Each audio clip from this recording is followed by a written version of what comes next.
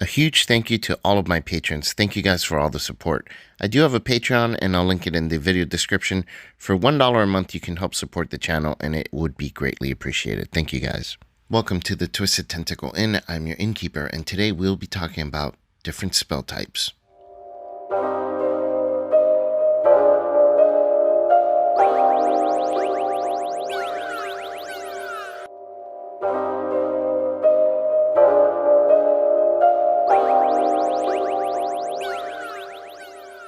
This video is meant to be a breakdown of the 10 categories that I use when I analyze spells. This is my personal list of spell types, and I'm sure that others have their own that might not mesh with mine. I'm listing the full casting classes that I think are best for each category, but keep in mind that certain subclasses may add spells that broaden the specialization of certain classes' spell lists. For example, the Divine Soul Sorcerer also can be great with buff and healing spells, since it has access to the full cleric spell list, whereas other sorcerers generally are not good with either one of those. Also, some spells may fit into several categories, like Polymorph, which can be a buff spell, a control spell, as well as a utility spell. Alright, so let's get started.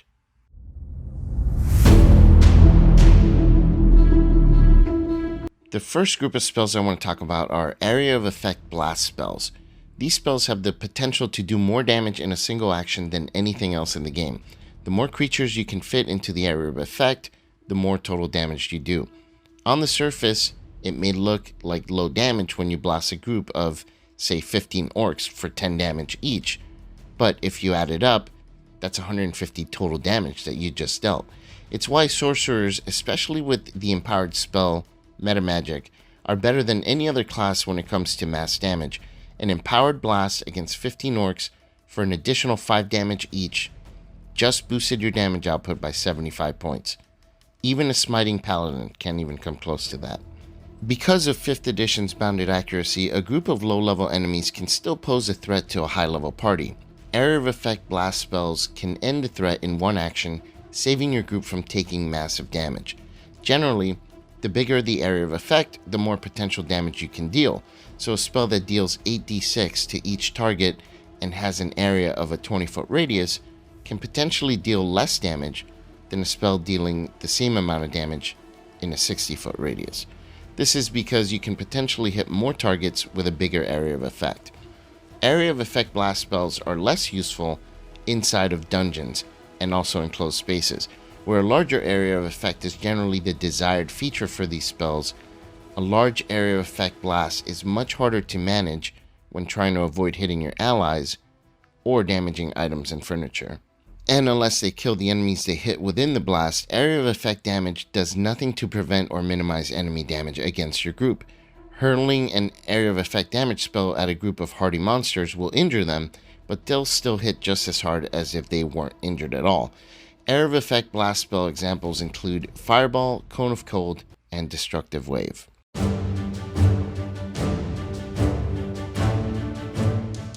The next group of spells is the Single Target Blast spells. Generally, single target blast spells are suboptimal, but where these spells shine are in combats where there's a mixed melee and there's no reasonable way to place a powerful area of effect without hitting your allies, or friendly NPCs, or objects that you don't want to destroy. They're also great for going after single boss enemies. Sometimes having a powerful single target blast in your arsenal can come in really handy, but it's usually not something that you're going to use every single combat. Except for, say, warlocks, let's say. Warlock leveled spells generally aren't very good for single target damage, but their signature cantrip, Eldritch Blast, is one of the most consistent single damage spells in the game. It won't deal as much as, say, Disintegrate, but it will deal good damage round after round if you build it right. Examples of single target damage include Eldritch Blast, Scorching Ray, and Magic Missile.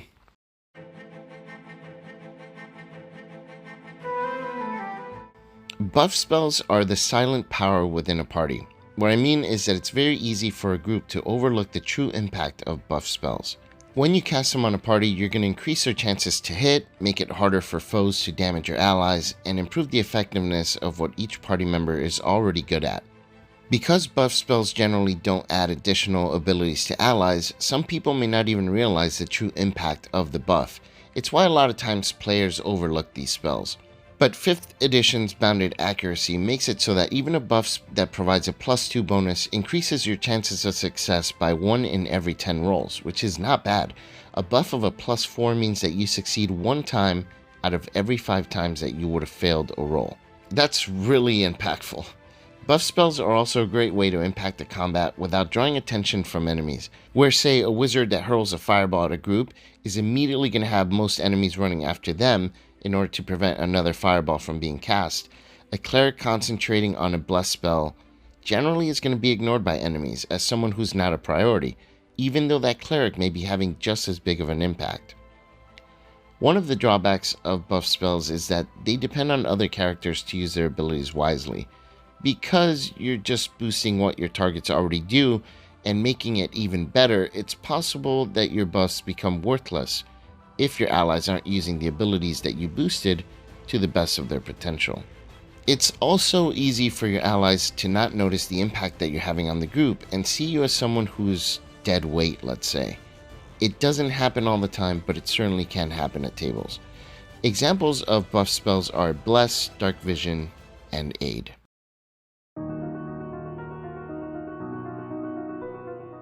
Control spells are the spells that can put a major damper on your enemy's tactics. These spells will stop enemies in their tracks or force them to completely abandon their tactics for less efficient ones.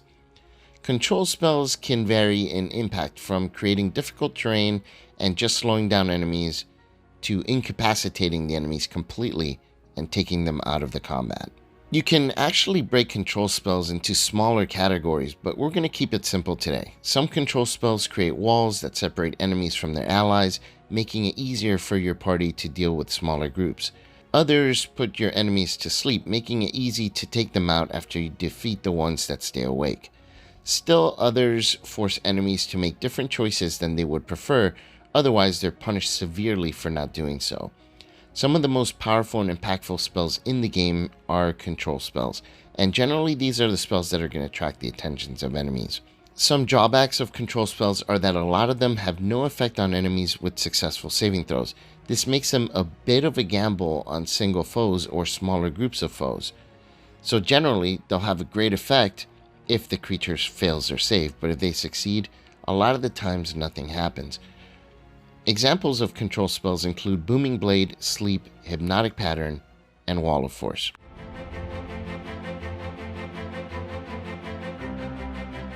Best against foes with mobility options or those that can bypass your control spells, debuff spells generally don't completely disable a foe, but they reduce their ability to do certain things or make it easier for your party to deal with them. Debuff spells will grant your allies advantage on attacks against an enemy, or grant disadvantage on an enemy's saving throws, or lower the damage output of specific enemies. Generally, debuff spells can be very impactful in a combat, but they make your targets feel like they still have control over most of their actions and their tactics. They don't realize just how impactful debuff spells can be a lot of the times. Drawbacks of debuff spells are that your enemies can still usually function, although a little bit less efficiently, and still harm your party or prevent you from achieving your goals. Examples of debuff spells include Slow, Bane, and Vicious Mockery.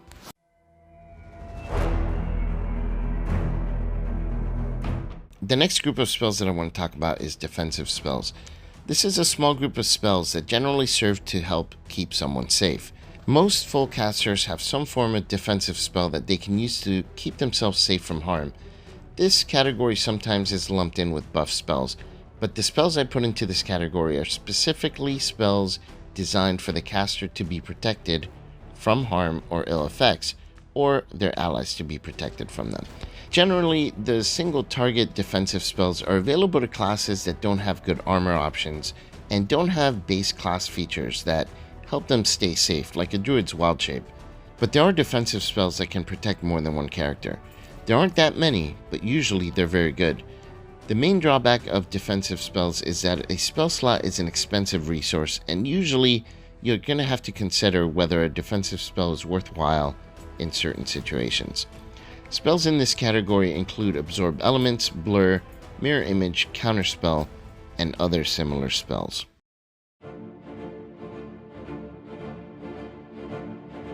Healing spells are there for recovering lost hit points and removing ill effects such as poison and disease.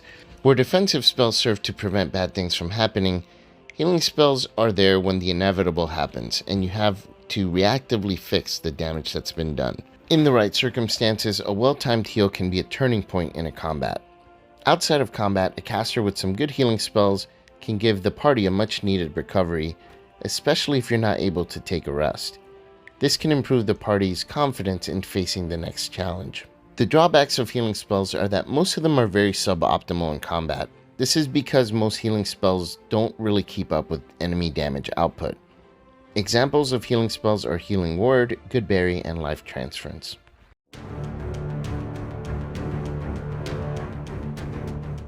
The next group of spells is mobility spells. These spells are a form of utility, but they get their own category because a lot of them can have uses for combat. In fact, some of the best tactical options, especially for defense, are to have good mobility. These spells allow you to move faster, move on surfaces or environments that you normally aren't able to move in, teleport to areas you otherwise wouldn't have been able to reach, and fly around. What's great about mobility spells is that they can usually serve exploration and utility functions just as much as combat functions. This puts them beside summoning spells as some of the most versatile spells in terms of uses for all pillars of the game. Drawbacks of mobility are that a lot of them apply to just one creature, which means that your party might be left behind when you cast one of these. Examples of mobility spells are Misty Step, Fly, and Spider Climb.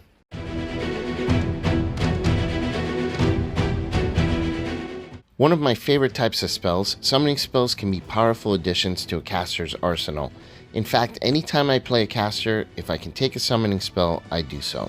Summoned creatures can help set off traps to keep your party safe, they can help explore ahead to scout for the party, and they can carry heavy loads that you normally wouldn't have been able to take with you. They're useful for taking healing potions or items right back to your allies and can serve to block damage away from you. In combat, summoned creatures are another ally, and therefore they boost your action economy more than anything else in the game. They can damage enemies, draw attacks away from allies, grapple foes, and much more. The drawbacks of summoning spells are that they usually slow down gameplay, and some dungeon masters prefer that you limit your use of them because of this. Examples of summoning spells are Animate Dead, Summon Greater Demon, and Find Familiar.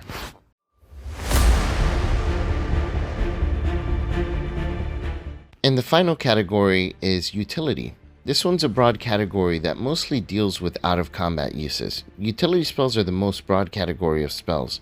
Unlike blasting spells, utility spells are not possible to rank in terms of usefulness or power, since by their very nature, they're going to be very circumstantial. For example, where turning into mist to get to the other side of a doorway may be the best option in one dungeon, it may be completely useless in, say, the desert. Utility spells can duplicate abilities from other classes and even surpass them. Utility spells can also trivialize challenges that would otherwise stump some adventurers. The drawback of utility spells is that sometimes they can sit in your spellbook or known spell list for sessions at a time without seeing any use at all. But when you need them, usually it's a game changer. Examples of utility spells are Gaseous Form, Disguised Self, and Lehman's Tiny Hut. And that does it for our discussion on spell use categories. I do hope that you found this video helpful. I certainly find it helpful to sort spells into categories whenever I make a character, so hopefully you do too. And if you have your own categories that you use, I'd love to hear which ones you use that I don't use. It'd be interesting to see how people kind of sort their spells out into different categories. And if you like this video, please consider clicking the like button. It would definitely help the channel tremendously. As always, I am your innkeeper from the Twisted Tentacle Inn. Check in anytime. I'll talk with you then.